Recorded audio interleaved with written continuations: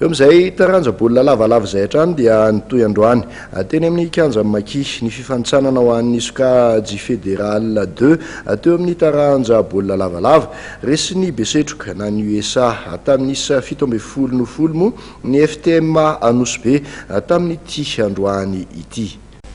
Lalao telo ho an'ny taranja baolina lavalava ho an'ny fédéral 2 no nitanterahana teny amin'ny kianja Maki tamin'ity androany ity ary lalao roa kosa ho an'ny vehivavy.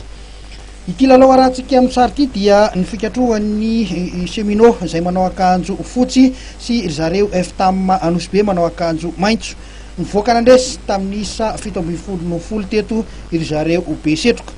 Niezaka ninanohitra any ihany ny FTM saingy voan'ny Besetroka tamin'ny traikeva sy ny teknika ireto afetsy Anosy Be ireto.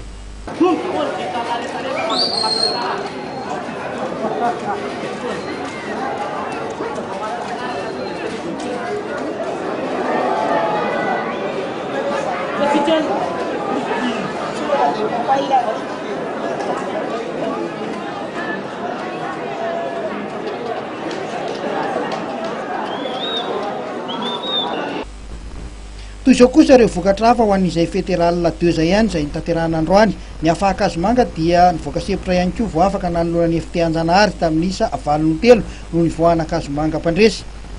Ny URC kosa dia nandresy ny IZA17 tamin'isa 12 no 13.